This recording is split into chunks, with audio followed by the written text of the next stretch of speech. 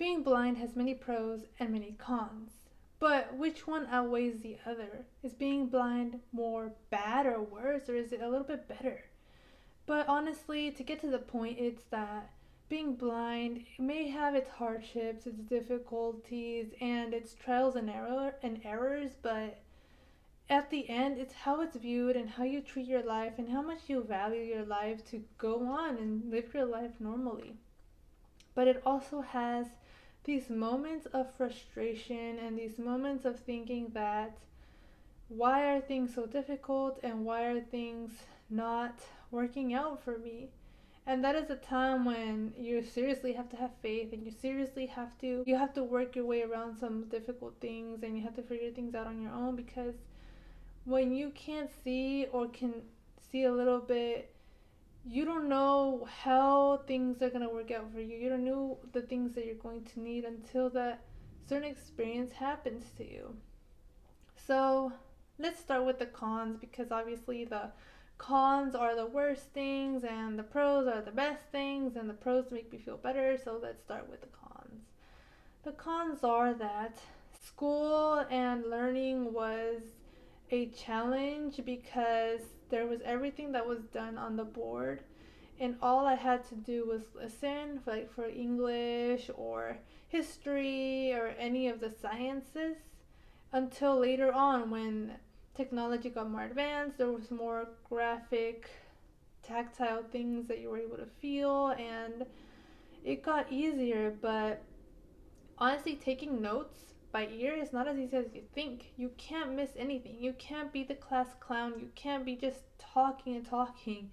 Like, for instance, I'm in class and someone's talking to me, oh, hey, how's your day? Do you know this person? What do you think? And I'm like, I don't want to be mean, but I kind of want to listen to what the teacher's saying, because I don't want to miss out, because people can just see it on the board and I have to listen. Just imagine doing tests orally. Like, you can't write them, you can't see them. All you gotta do is listen to what the teacher's saying, and they have to repeat it again and again, and you are not digesting anything. You don't know what the graph looks like. You don't know what how to do everything in your head. And that school didn't have the technology for me to do it myself, to figure it out on my own. I don't know if I'm gonna get through high school like this. I don't know if I'm gonna be able to learn how I used to learn, or I don't know if I'm good enough for just listening. Often people think that just because you're blind means that you learn through hearing, but I honestly don't. I don't absorb things unless they're like stories, or people are talking to me, or people want advice, or people just want to have a good time. But if it's other than that, if it's something with learning like social studies, English, math, I can't understand what is going on if I don't read it. Even reading books, I can't just listen to a book. I'll probably fall asleep and dream about it, but that's about it. I think that was the major con for me, is school in general. And then another one was that people judge you when you use your cane. There's many judgments. People think you are different and people are afraid to talk to you. People are afraid of the stick, I guess, because without it, people will obviously come up to you and start talking to you. Once they know you're blind, it's like, oh shoot, what am I doing here? I don't know. Let's go back and pretend this never happened, because that is something that is the hardest thing, because you have a personality and someone is judging you just because you're holding a stick, just because you may look a little different. That was another challenge for me, because I honestly love hanging out and I love having friends, and people that did stick with me and stick by me at that moment, that was, you do know who your real friends are when that happens, because you kind of know who your friends are when they stick with you and they like you just because, for you. And another con is that you have to deal with people not wanting to talk to you. Like, for instance, when I was little, I understood that people didn't want to talk to me, right? They would address my mom and ask her, oh, what does she want? Okay, I understood, maybe because I was little, like 5 or 6, I understood. But once I turned 10, 11, 12, I was like, this is weird. These adults are talking to my mom and I'm right here and this is weird, so I would start answering, but they still address my mom, and I was like, okay, this is getting frustrated. At first I thought, man, maybe, there's something wrong with them, like why are they not addressing me? And but I think the thing that it was is that people like to have that eye contact with others, and when you can't give it to them, they're like, okay, this is weird, I need to talk to the one that can see, to the one that can like make eye contact with me. And that was something even the medical professionals um did, unless my mom was or wasn't in the room. When she was in the room, they had to address me, like they can't talk to anybody else. But when she was in the room, they would only talk to her, and it was so annoying. You're a doctor, you're a nurse, you can talk to me. I'm obviously, like, what are you doing? Like, you're a professional, you went to school. And I think about it, it's like, only because they were educated doesn't mean they're educated on everything, doesn't mean they're educated in disability. And that's definitely a problem, because being doctors and nurses and professionals in general, I thought people would be a little more open-minded because, you went to university, you went to college. But honestly, doesn't matter where you go to school. It all matters is how you view people and how you talk to people and interact with people when you have that conversation. And that is something we still need to work on. We still need to be able to be open with people. Just relying on people a lot, relying on the bus or transportation system, making sure that it's there, making sure that it could get me from point A to point B, making sure that I won't be late. It's just like I have to be constantly planning every move I make and make sure that there's going to be a bus, that there's going to be a customer service representative or someone in the store that's going to be able to help me pick out my groceries and any of that stuff. Because if we didn't have that, that would be difficult to do. Now we have online stuff, but sometimes you want to go to the grocery store and you want to get your own stuff, and sometimes you get grumpy people, you get people in a bad mood, or people that they don't even know the store, and it's just hard to pick your stuff, and it's a challenge. A job is kind of hard, and you have to really put yourself out there, and you really have to advocate for yourself, because if you don't, and if you don't try as hard as you can, you will not get what you want. You literally have to fight for a job, or you literally have to live in a city, or you have to live somewhere where there's connections to find a job. I understand that a lot of people go through hardship finding a job, but if you're disabled, it's a little harder, because sometimes some jobs just don't take you into consideration and think twice before they hire you. You always constantly have to be very communicative, and you have to talk to people, and you have to really understand and know what you need, because if you don't understand and know what you need, things will not get done, and it's going to be harder. And it's just figuring out where you're going to live. Is there going to be accessible things? Is there going to be accessible lights, accessible sidewalks? By accessible, I just mean walkable sidewalks, and transportation. All that has to be taken into consideration before you decide to make that big move.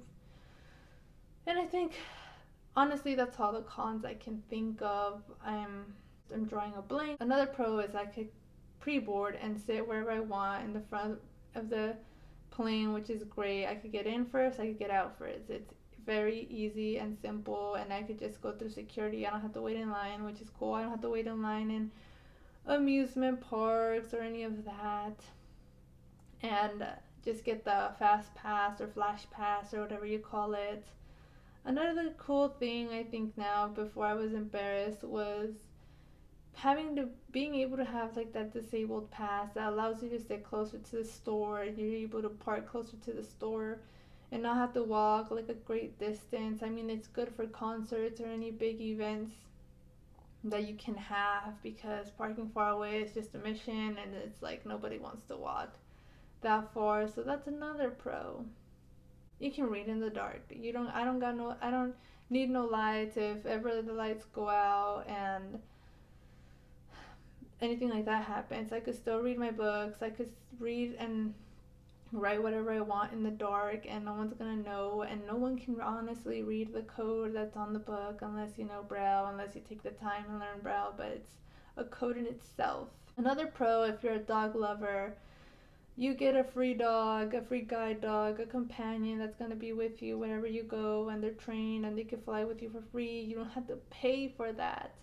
Unlike me, I have to pay right now because I don't have a guide dog, but for my little puppers in the bed over there, I had to pay for him, but he's worth it. He's such a good dog. I'm open-minded a little more. You learn to be a little open-minded and be able to see a lot of people's perspectives. I mean, I honestly, I don't think I'm racist, and I don't care whatever their preference is. I don't like judge it. It's just how people view things differently, because you see people dating man, women, or whatever they want, and it's kind of frustrates people, and I still don't understand why people get mad or angry, and that's not their life. But you know, whatever, I'm not going to talk about that because it's totally different.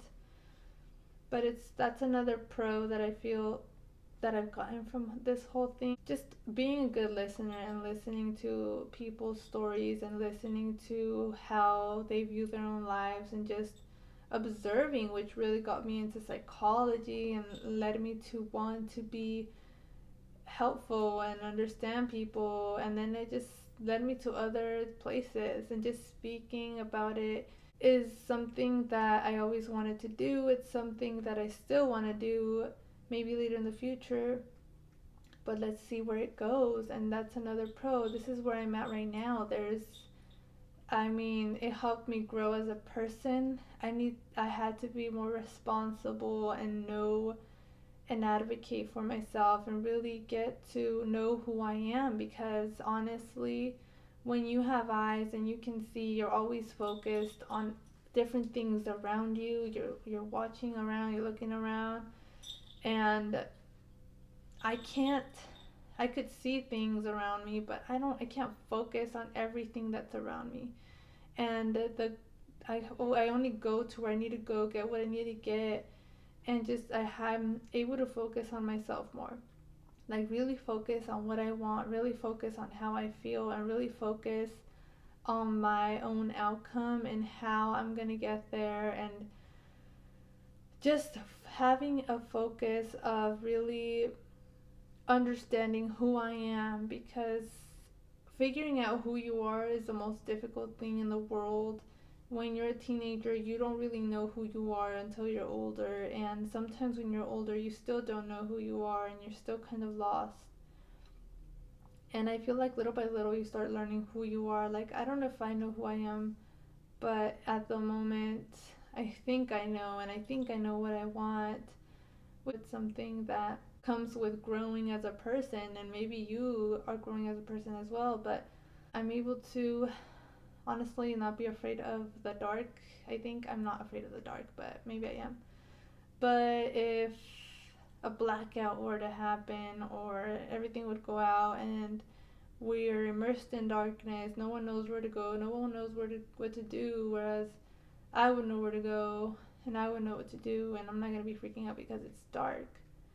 And everybody would probably be like, well, you have your smartphone, everyone has their flashlights. Eventually those phones are going to die, and then what?